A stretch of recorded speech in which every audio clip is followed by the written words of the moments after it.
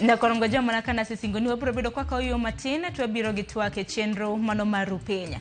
Okinyi maka uonya kwa ramga juang manakana sinyisi motelo chenro marupenya okinyi maka uono wadorongi anena ratiro mago Mabuse pachokae. Angene katiba mapachoka mabene no kadha higa mara 2010 pende chike mapachoka kare mara 4 nitiere gini yore mongere kaka Bill of Rights.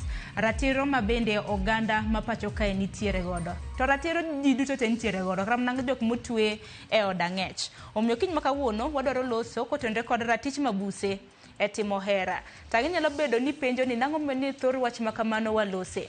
Nitiere jo Kenya adek nyakorom gajuang mabende nochwalo bura doho ka bende negidonjo ne kanyo migao mochungne weche mag arita pachoka gicha gidonjo ne migao mochungne prisons mago migao mochungne ute tweche pachoka kanyakla kod apisa Attorney General ka bende giseyo ni Ratich Mabuse okosebedo makara hinya kotenre kod timo hera pachoka. To jo Kenya adek mabende nodonjo ne migepe makamago oriwo wakili Agoro nitiere kanyo John Wangai kanyakla kod Anthony Murimi. Omiyo kinyi makawuono antiere kod ji adek kuom gi kanyo mano Agoro achiel kuom ji adek mabende koro seo pinyo wacho kaluora ni Mabuse okosebede kimiyo ratiche mano kotenre kod timo hera. Wakili Roki ni machiegni nyalo mana moso ganda. Erokamano ne nyikwara Mogajuang amoso uduto no yawre uru warwako uwe chenro makawuono. Mana kamano nyakoronga jonga poko donje thor wach makama jafomo marwa Efi Nyakidi notemonwa sigana kaluore kod Ratich Mabuse timo hera winje naka poko donje TWAK. Ne en bura ma ochwale doho mamalo ma donjo ne migao mararita. Apisa Attorney General koduol mochungne jela kata Kenya Prison Service kuom rem chiwo thuolo ne Mabuse matimo hera gi johera gi mopuodhi kendo malimo gi jela. Burano nochwal kod jokene Ratich oganda John Wangai, Agoro kod Anthony Murimi. E kwayo margi, jokene Ratich oganda go wacho ni thuolo mar bedo achiel matimo hera en achiel kuom gigo makonyo chako kod tego familia kendo koso chiwo thuolo makamano dhi ataro ma chik katiba manyiso ni ng'ato ka ng'ato nigi thuolo mar bedo kod familia mare. Chal makama bende gimedo ni osekelo chandruok kendo chwalo dang'ni mar paro e kind jogo momi kum matwech kendo osekelo medruok ahinya mar tim matimo hera e kind jogo ma kit chwech machalre kendo mano osekelo koda kalandruok matweche e jela. Wirani itamu Mabuse yudo Ratich timo hera gi joutegi. Kaluwore gi lipot mar National AIDS Control Council mar higa 2019 ma jokedne Ratich oganda go notiyo godo kaka ranyisi e doho. Jogo momi kum matwech chwalo landruok mar kute magayaki gi atamalo 15 kendo ginie rang'iny mamalo mar yudo kutego. Chike matayo ratiro mag oganda e piny ngima mabende piny Kenya nochwoye kogno lero ni Mabuse okowinjore tuom thuolo matimo hera. Pinje machiwo thuolo matimo hera ne Mabuse gin kaka Canada, South Africa, Brazil kod Spain e kind mamoko. Burano omi sir kod riwruok makedo ne Ratich oganda, riwruogo kinde LSK kod kituo cha sheria. Efi Nyakidi, Ramogi TV, Nairobi. Korongo jama mano sigana mabende notimnwa kanyo kod Efi Nyakidi manaka na sinyisi Agoro bende nitiere ka mano mar nyiso wa ginero mobiyo na gidonjo ne migepe mopogore okwongo monde nodonjo ne kanyo duol mochungne jele pachoka mano Kenya Prison Service nodonjo ne migao mochungne weche mag arita kwe kanyakla kod apisa Attorney General samoro nyamna nyiso malingling Peter. Malingling en ati ratiro mar dhano en gima onego bed ni ng'ato bedo go for the fact ni ati in dhano nitie ratiro mari mibiro go munyuoli godo nikech in dhano.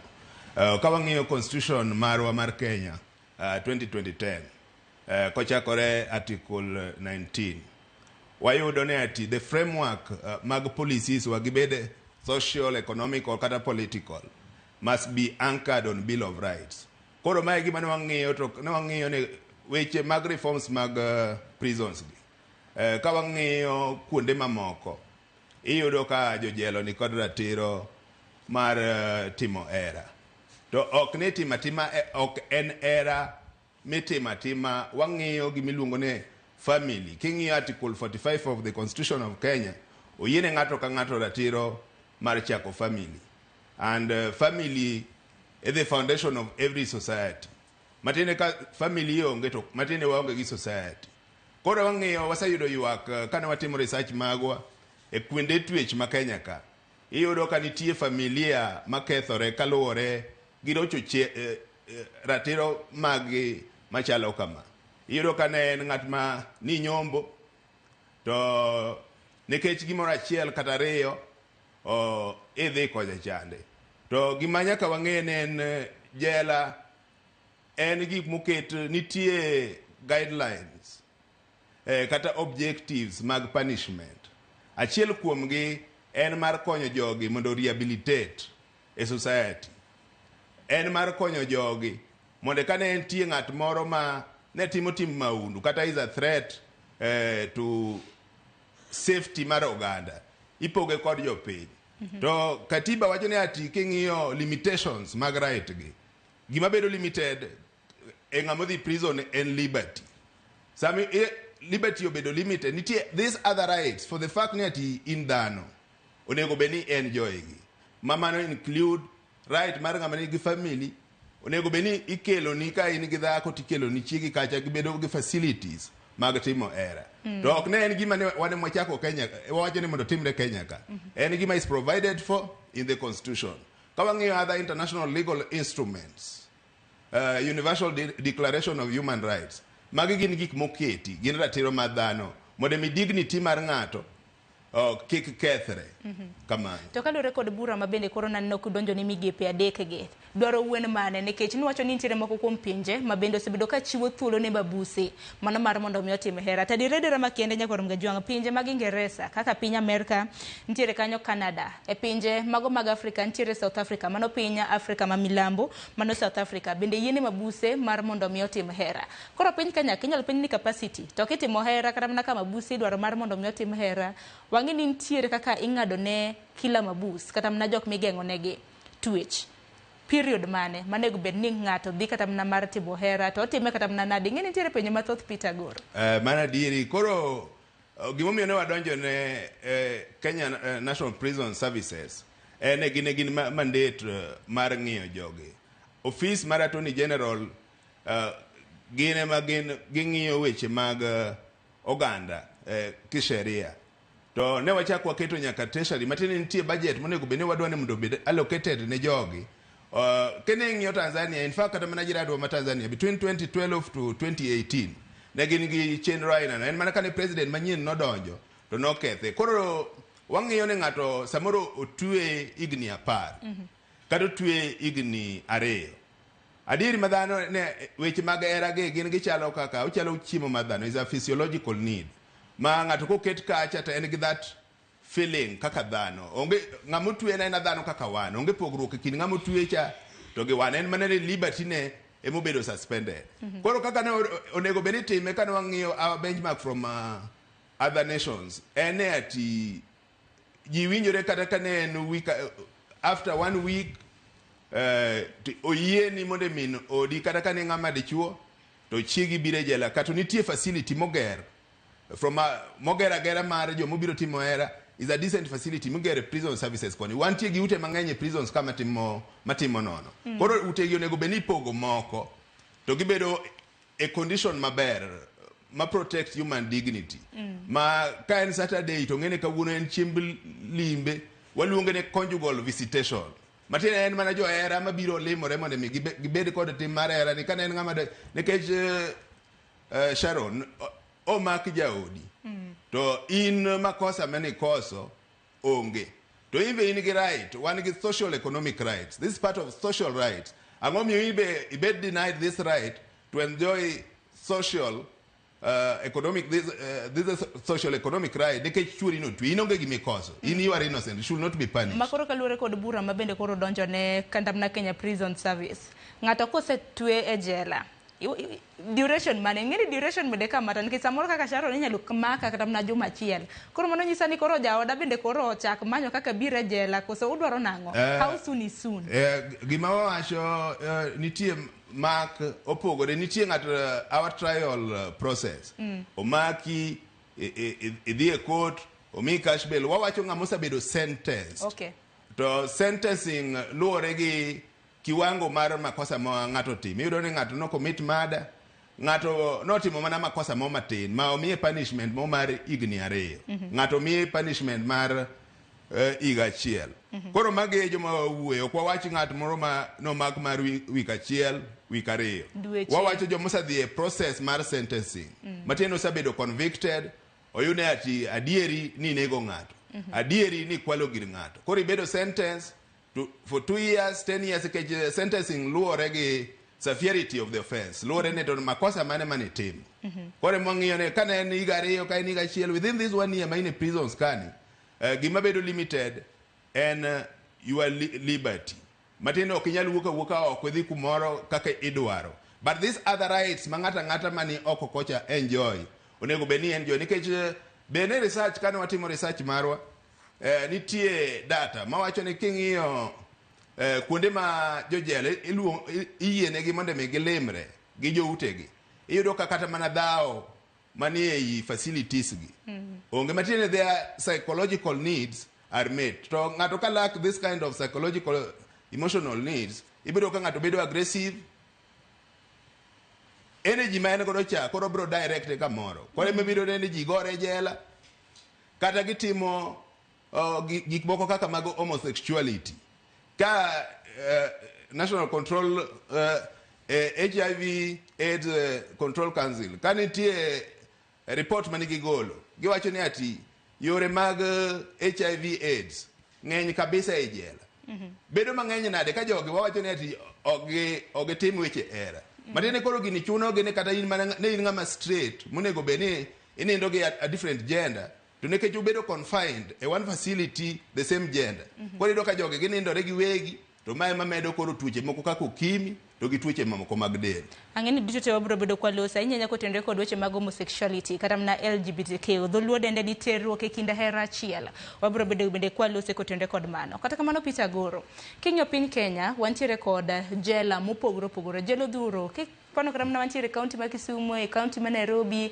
wang'eni nitiere jela mag mine kanyakla kod jela mago mag joma chuo to bende wang'eni ki ong'ad ni ng'ato bura mano mar twech ji mathoth bende itweyo kuom thuolo malach koro natemo kata mna ng'iyo bura ma bende nudonjo ne godo migepe adek makamagi kwacho manana ni kuom ranyisi chieng' ngeso emuketo ni bas ilimo ji limore ka to koro timetable nitie nikech joma ong'ad negi twech bende ng'eni bende ng'eny koso koro weekend ne iluongo ni ng'ane kama weekend moro cha plan chal nade chenro uneno obed e yo machal nade plan emomiyo ne wakwaye kot oyienegi mondo mi watim piloting mar this project to ketimo piloting a constitution gimoro amora ma involve dhano kata oganda people must be allowed to participate it's one of the principles of this human right that people must participate in every policy mag jopiny koro during this piloting wabro wuotho these prisons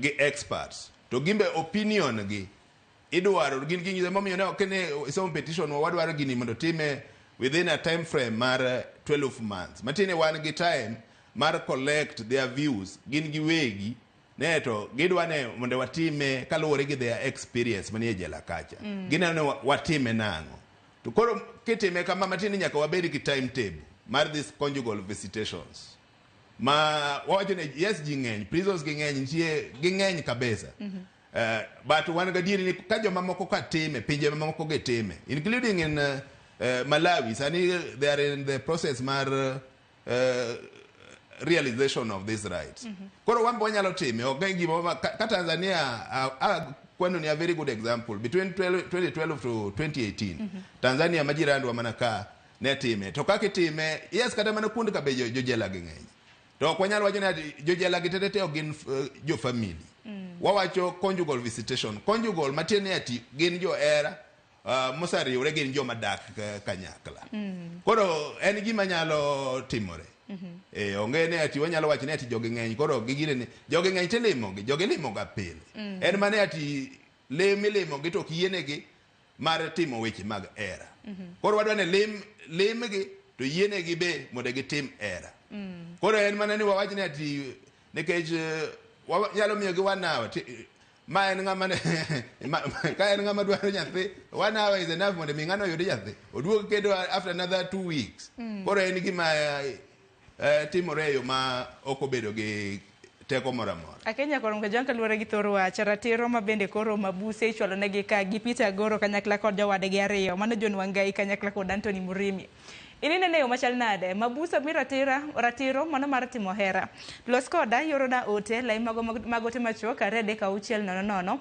Mbui mago ganda mano moriwo Facebook kanyakla kod YouTube benani no kwa biro achiel kachiel penjo mora mora ma inyalo dwaro mar mondo mi apenj Peter kotende kod Ratich Mabuse e timo hera debed mane yoro nwa habro bedo kasomo.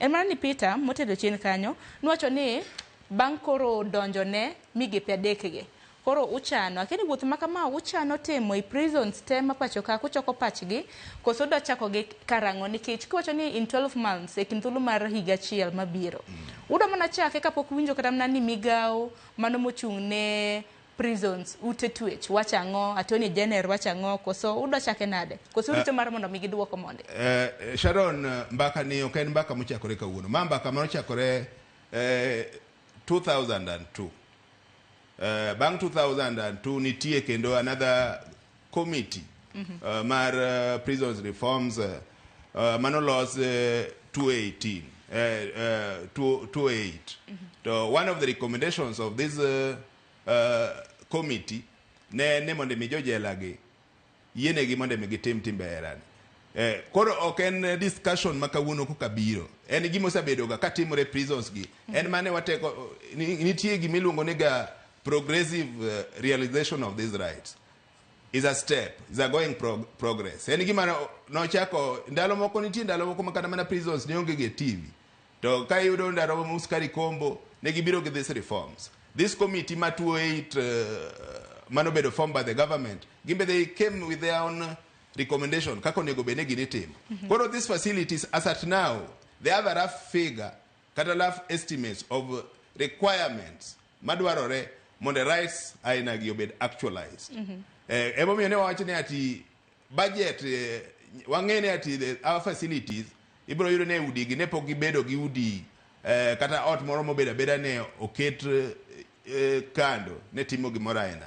But during this piloting process wabro chake inyalo chake gi Mabuse prison facilities mo kata Kalang'ata women prisons to wang'iyo progress ne kaka timore.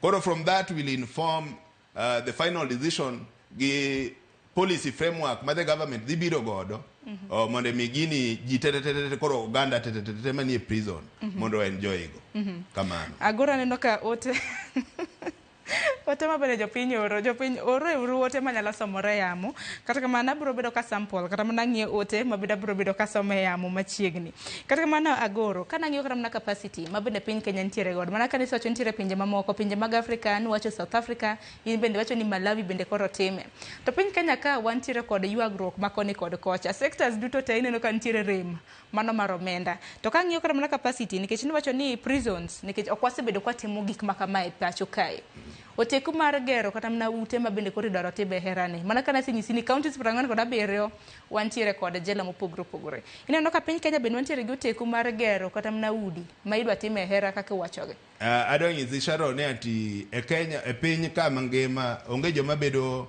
overtax ka Kenyans we collect a lot of money en mane pesa ni odhiye priorities mopogore moko nego be no dhiye nitie king'iyo pesa malal through corruption en pesa mang'eny kabisa koro ka wanyalo seal loopholes mag corruption gi to gi wastage mar public expenditure gi ng'iyo kaka gigi wa reduce mode pesa ma wa collect from the people these taxes nikech gimomiyo the government the essence the philosophy behind the government is a social contract matini wa surrender some of our rights wabedo gi ochalo ndikruok gi sirikal ne wan wawedo ok gima kama ok wabetemo but in wadwa ni mondo itimnwa matine ni nyakirit ratichwa kaka dhano koro about resources yes mago ni kanyo but wan gadieri ne ka wanyalo reduce level of corruption in our government wadhi dongi pesa mang'eny moromo nikech mopogore ka sirikal ok nyal rito ratiro mar ka waonge pesa mar rito ratiro mar oganda kar wan gi pesa mar timango to under social contract tich sirikal maduong' maingo tich mora mora and protection of these fundamental rights mane momiyo obed Kenya, obed Kanye, is the philosophy behind every government to protect these fundamental rights. Koro kwanyal bedo no wan gi pesa moro, a right to health, right to education, right to having a family. These are all rights. Don't want to pesa kata mar free education. So kawan gi mar education is a right. You know, kawaja this level of rights. They are at the same level. Rights to right to education, right to health, right to have a family. They are all rights.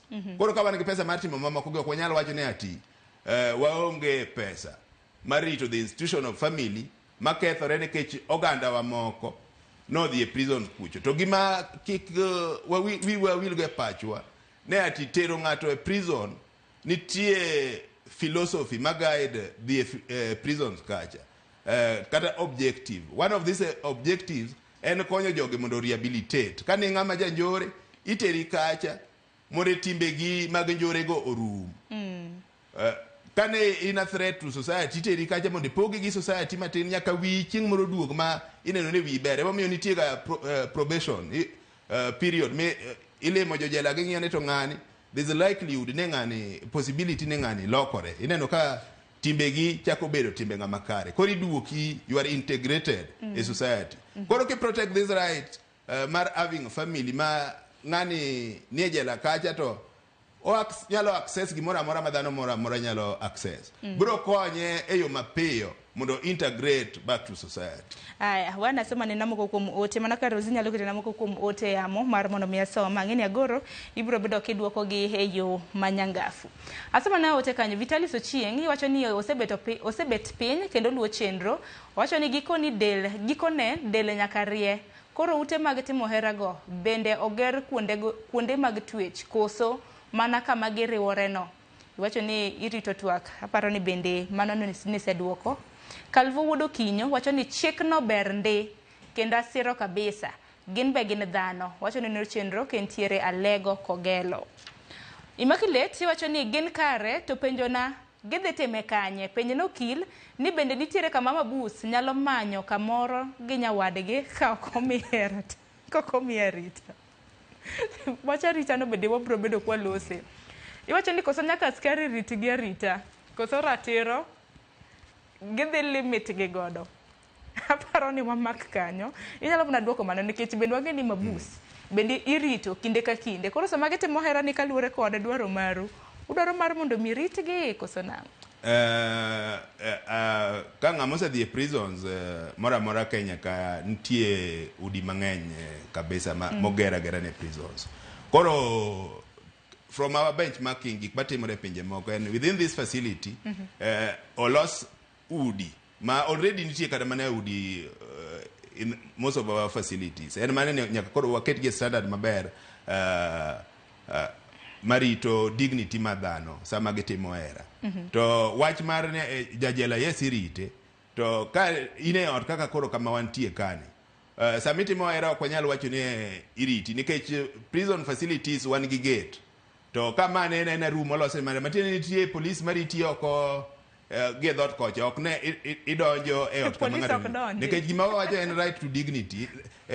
The framework of any constitution, progressive constitution, is to protect this human dignity. Koro en gimitimo in a dignified way ok ne ng'ato riti but police being at magia rooms kaka wawacho ne lodgings police obeto ko kujiri maka ka isetieko gi minodi kata gi jaodi gi chuori police ne kanyi kawi tiduoki kama no goli to doni wacho ni bende miyo gi saa achiel koro kuom saa achiel no koro police rita oko kanyo police otijne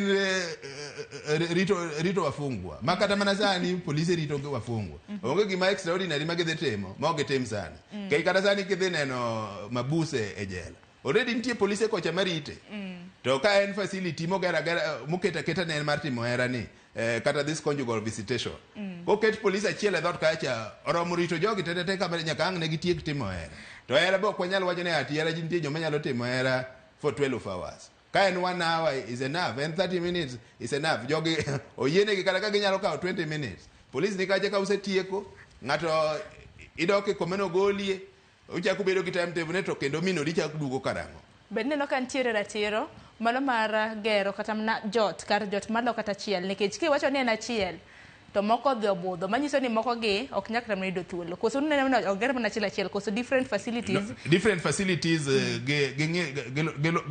wang'e capacity mar jojela mantie different capacities owach ni ati it should be a policy matini nyaka bed gi guidelines ne en 1 hour ka en 1 hour to onge ng'ama kadho this 1 hour ka en 30 minutes to onge ng'ama kadho this 30 minutes mako kadho to matini nyaka bed some sanctioned policies are there to be followed obedi ng'ama ni jela obedi ng'ama ni free kidhi against the policy there must be sanctions. Aya koro nitiere moko kuom ote bende adaro mar mondo mi asom nikech aneno ka wach ni omako dho jopiny. Nitiere ote mar Atis Pesa wacho ni gidwa timo hera gi ng'a to gin Mabuse kendgi. Dong Atis wakili osewacho ni koro johera magi ka en wuoro miyo koro johera magi biro. Aya Wilson Gives wacho ni ka koro wan emok wan Mabuse emok wayud ratichwa Mabuse to dhi yude.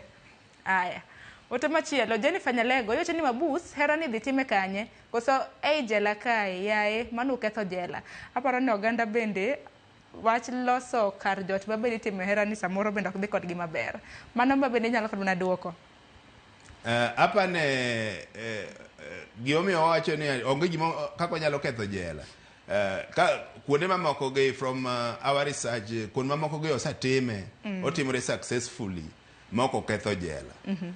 Emomiyo wawacho ni ng'ani ipoge gi jowete ni kama no twe e gala moro cha igoli matino ket room moro ka moro mopognu apoga mar timo matino nyalo bedo rooms man gi curtain maber ma protect that human dignity koro gibedo partitions maber mar timo hera koro ok en gima nyalo ketho jela joma time gi in fact every civilized society team South Africa, Brazil, Guinea, magi wakwana. In United States there are so many states enforce this kind of rights. So now under the Constitution of Kenya we have international human rights laws. These are under Article 25 and 26 of our Constitution. They form part of our Constitution. International Covenant of Civil and Political Rights of 1966, of which we have ratified these treaties. They form part of our laws. Koro okay ngima wakwayo from the blues.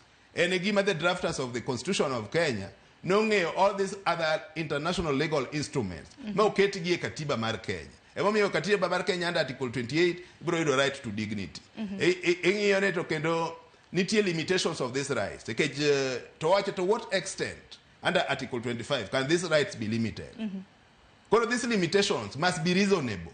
So there is nothing unreasonable ekao ngamani jela kacha nikech wakungo wacho ka temo explain neto punishment kata tero ji jela. What is the philosophy? Nyaka understand mode minge gi omiyo gini nyalo onego bede timore. What is the philosophy behind tero ngate jela? And to reform these people. Any atikani ngani is a threat to our peace kata public order to wapoge matin go ganda watere kwanya chande mondo miyo reform. To from research wacho ni kineno joma oyiene gi timo hera nikech magi gin gik matimore kuonde moko ok ne wan Kenya ka mochako time joma oyiene gi timo hera iyudo ka gi integrate easily into society kendo ma konyo jojela mondo bi o reform piyo mondo gibed part of society ok ni kik wabed gi notion moro ne ka ng'ato odhi e jela man to koro en ng'ama rach mano nego bene ati otho kik ochako duogi bede jela ok goal that right mabedo dhano right en gima ng'ato by the virtue that you are a human being you are entitled to this right. Aya nitiere moko mabende idwaro mar mondo mi asom nikech aneno ka koro jopiny bende nitiere kod ote mopogore ote mamoko mabende biro bedo ka somo nitiere kanyo Jakimo Koth mabende wacho ni Mabuse ok ber ka yudo ratiro mag mapenzi. Aya ote machielo abiro bedo ka somo kanyo mano mar kinyalo keshna mano mar Duncan iwacho kanyo ni asiro parono onego gerne gi kuonde ma johera gi nyalo biro malemgi nindo malemgi manindi kata ndalo adek e dwe. Mano bende keni bende siro kaka jal ma bende koro nosechwalo paro makamano. Apane nindo ndalo moko adek mano be dhi golo ok en gima nyalo timore e yo mayot. Nikech koro kiwacho ne ati koro minodi obiro ka nindo ndalo adek to facilities ni ok en mar ng'at achiel jela oting'o ji mang'eny Emomiyo wacho ni ati nyaka obed within a reasonable time. Ma from research kaka joma moko time ok aneno kamoro amora mitime moyiene ng'ato midhi minindi. Gima be nyaka we must appreciate ne ng'ani nie jela. To jela emomiyo this liberty wacho ni ati gima bedo suspended en liberty. Matiende freedom mar timo gimoro amora kaka wiyo miyi chande emomayi. Koro gimoro kaka ne ibiri nindo 3 days to joma moko to ni kanye kech gima nyaka wang'e to capacity mar jendwa mag accommodate ng'ata achiel for 3 days is impractical. Mano will not be possible. Koro gitimo limbe to gitimo gima gitimo to gitimo limbe nikech gima wang'iyo en ni ati to protect the institution of family. Gima wang'iyo ni kane en ng'ama ja familia kata mana joma odak monyom ok gitimera okinyi nyaka odhiambo. To wang'iyo ni ati gima ne wa preserve en ni mondo kik familia kethre nikech waneno in most cases iyudo ka ng'ato nyombo chiege wa interact gi jojela gi mang'eny gi kata mana mine mana wa interact go iyudo ka wacho ni ati moro kano wuok oyudo ka chuoro nyombo kane en ng'ama dichuo kowuok kucho oyudo ka dhako dhi to ne wachako ka wawacho ne under a constitution article 45 recognize family as the foundation of our society. It's the basic unit of society. Koro wadwa ni wa protect this institution of family mondo make families pogre ne ati koro ka ng'ato no tue to wacho ne ati ka no tue to ng'ato achiel mo tue ng'ama chielo cha is innocent. The partner is innocent. The partner must enjoy other social economic rights just like any other Kenyan. Ko tue chuori is innocent. Kane in ng'ama dhako emotue chuori en dhano embe he deserve this right. To onge kaka mondo mi wabedi gi society banigi morals ok ng'ama oko ni mondo kik obedi gi temptation be mar pollute our morals eka ine jela kacha to chiegi nyalo timo hera gi ng'at mopogore gi ng'ama ne gin go e keny. Onge wadani mondo walimit mondo wa protect our morals as society.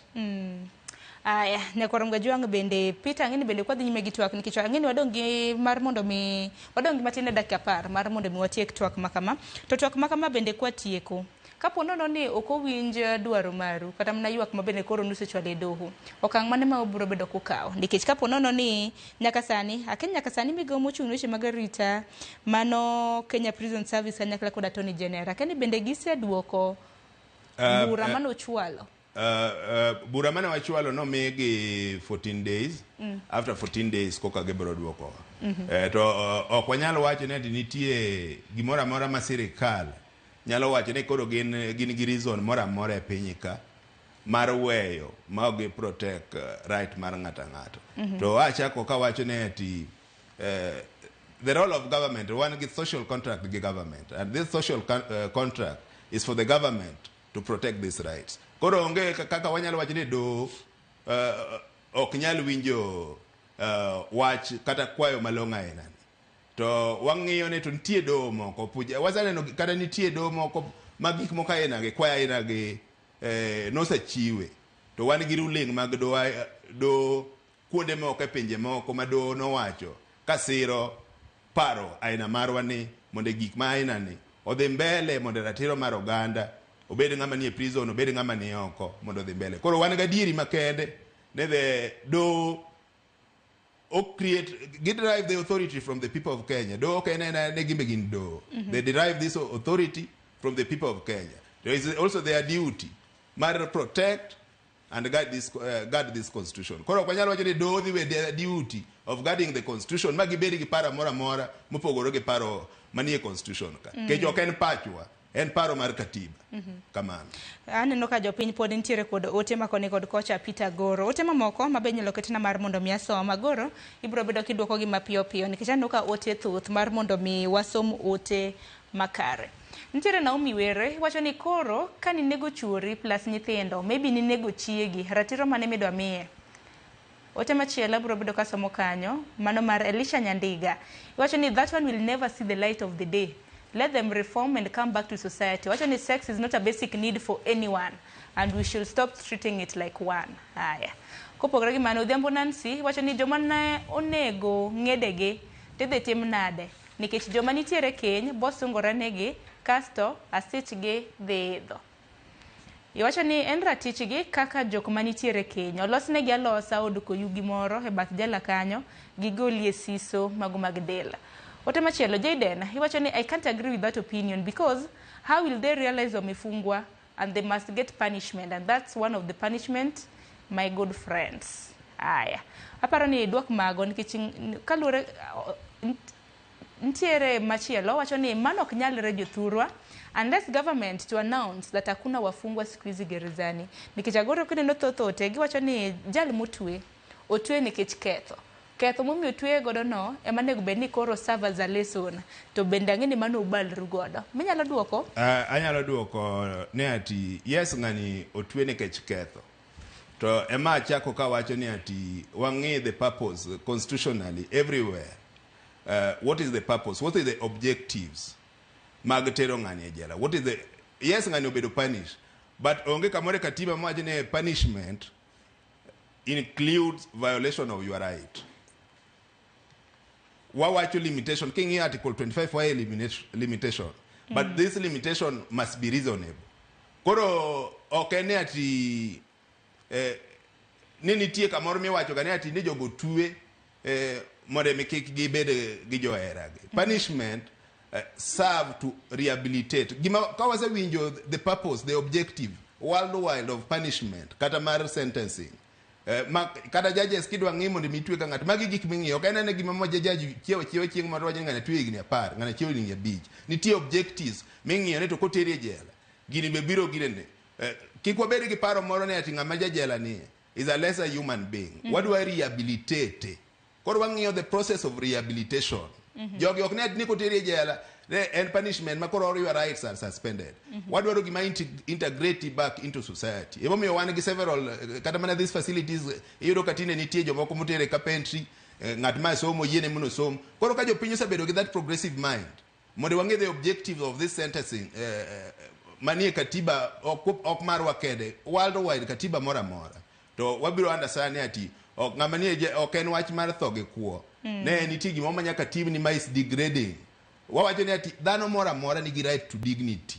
Koro the drafters of our constitution no ofuo mondo mi giket this right to dignity. Gimora mama ng'ata winjo ko wacho ni ok en chiemo. This is a physiological need. Kaki bedo gi kech e kaka ng'ama osebedo kanie keny bedo kod kech mar timo hera. To wawacho ni ati gini gima miyo wang'iye maduong' ok en ni ati ng'ani timo hera mar enjoy. Wang'iyo ne to ng'ani kituone gini to chiege odhi. One kaka society to great wasafa marom nade nekech institution mag family marumogi koni ne ati ka en ng'amo nyombo to chiegi okokoso kata chuori okokoso. Koro kinyal punish an innocent party ne nikech ng'at achiel manie jela. Ng'amo dong' oko ni en gi right manyaka wa protect. Koro mano is the philosophy behind it. Asomo timo gik bang'e watiek chenro makama nikichano ka bende saa bende dhi kama yo wang'wa. Ntiere aduog Rivin iwacho ni mano paro mangima kendo onego kete tim. Iwacho ni sire gi kwana tamalo 100. Feni Odhiambo iwacho ni mano gidhi pong'o jela gi nyithindo. Aparo ni mano bende penjo makare manego bed ni biro bedo kiduoko. Ntiere ote machielo Piko Hillary iwacho ni mano mipango wakando ema dhi pong'o jela gi limbe. Bende mana paro ni bende en ote maleo nikech mpango wakando nikech jela kacha samoro udwa ng'iewo certificate oboke mano ma ng'ato samoro ne gikendre go kose nang'o mibong'e nikech iwacho ni mpango wakando biro pongo jela moro bende wacho ni nyithindo biro pongo jela e kinde mamoko. Apane mano is a good concern mar ne nyithindo nyalo pongo jela ka joma nie jela gi nyuolore. But aneno ka every society dwaro ga progressive society. Nyathi ok en gima rach. Nyathi konyuol magi gin proper wan man gige sirkal te nyathi en mar piny. Koro nyithindo gi en nyaka wabed gi also policies neto nyithindo monyuol e jela gi gin jonyuol gi rito gi nang'o. To wachako wacho wach mar mpango wakando ne ati wacho ne maybe ne jogi koro ibro lem gi mana gi jomoko ma ok joutgi. Kata mana sani kidhi e do kiwacho ne ati chi ng'ato kata chuor ng'ato nitie constitutional nitie gik ming'eyo. One kuomgi inyalo bedo ni ati nonyuomi through customary laws, jonyuol pod uonge gi that certificate, joma nigi marriage certificate in kabisa. But in kende kaya chande sama in jajela nitie indiko particulars magi.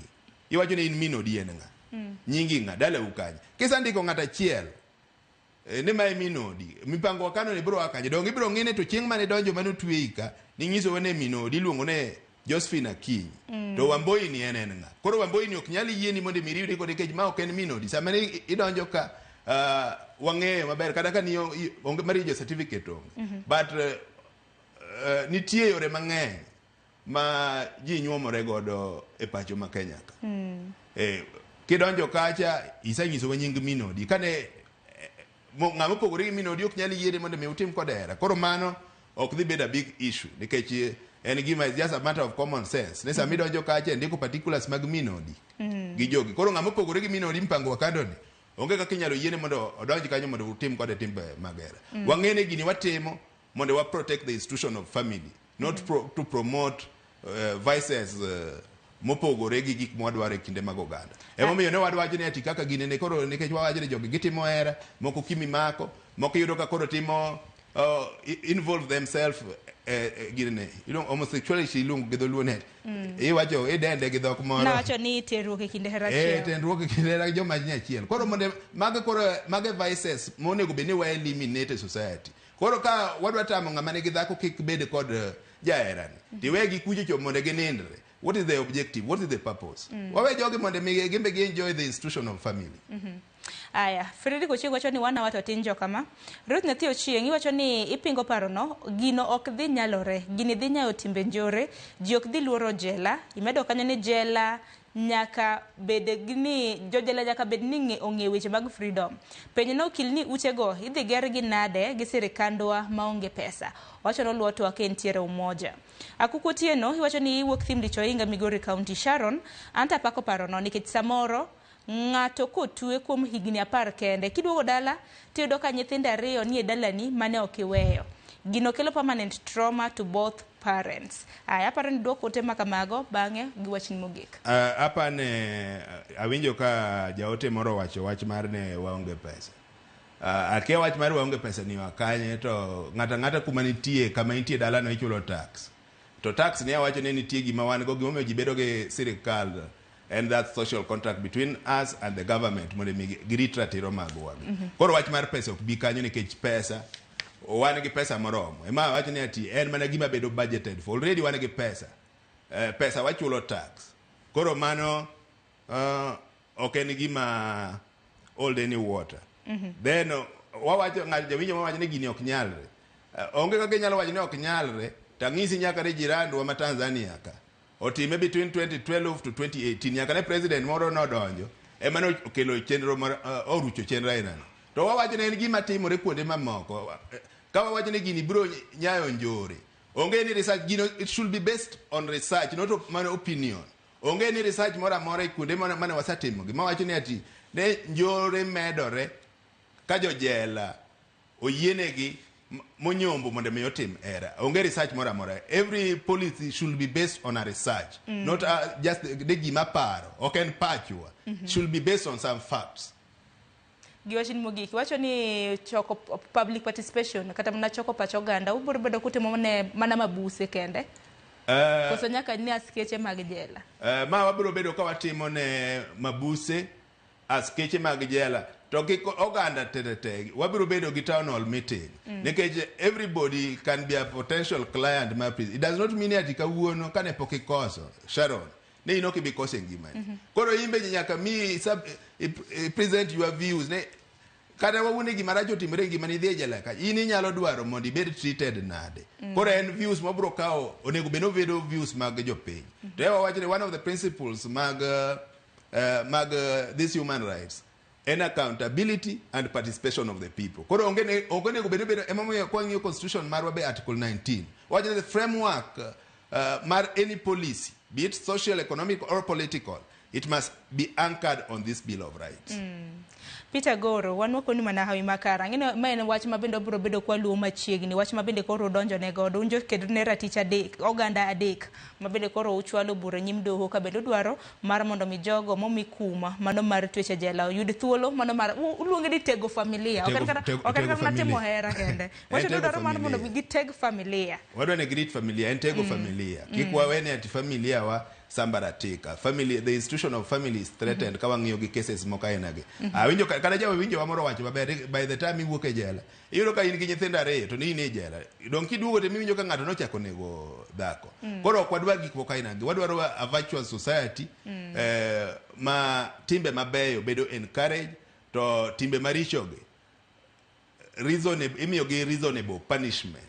To reasonable punishment, one of them en denial of these rights. Emomiyo wacho maber ni ati gigi ok gin gik ma wawacho, gin gik manie katiba. Under Article 43 wan gi social economic rights. Under Article 45 wan gi the institution, the duty of the government to enforce these social economic rights. The government is the primary duty bearers of our rights. Emomiyo wan kod get that social contract to protect these rights. Aya, angeni wach makamano biro bedo kwa luma chiegni. Kata kamano wagoni erokamano ahinya wakili Peter Agoro kuom biro ka mano mar mondo mi ler ne nyikwa Ramogi Ajwang' wach ni motegno nikech odiochieng' otieno manyoro kanwakeyo weche kata mana posta makama e mbui mago. Oganda na ndigi penjo mathoth to ber ni bende yudo thuolo mano mar duoko. Erokamano ahinya kuom thuolo miyudo mar twak kodwa. Nyakwa Ramogi Ajwang' sa osekadho adek tok sa 2 mar okinyi gi kanyo bende makelo giko mar twak makama. Angeni paro be mapogore opogore bende pod ondiko ka e mbui. Angeni wakili biro bedo kesomo ote mopogore opogore ma bende jopiny nitiere godo kodhi nyime gi dwarou. Angeni mano biro bedo ka konyou mano mar dhi gi lai ma bende udhi godo nyime no. Nyakwa Ramogi Ajwang' chenro mabiro nyime en chenro mar ng'e jothumbewa. Ing'eni chieng' tich abich chakre sa 2 nyaka sa 3 Solomon Atito jakelonwa chenro mar ng'e jothumbewa kama bende odayo dho jothumbe mopogore opogore mawuok kaluo. Anno kokiny makawuono odayo dho wendo mong'ere jathum mong'ere kaka Ouma Atula. Mano e chenro ma bende biro bang' ma warad kendo e twak mar chenro mar mbako rom kanyo sa 3 nyaka sa 5 mar okinyi kama dhi bedo gi rowere gi thor wach mopogore. Kik dhi mabor.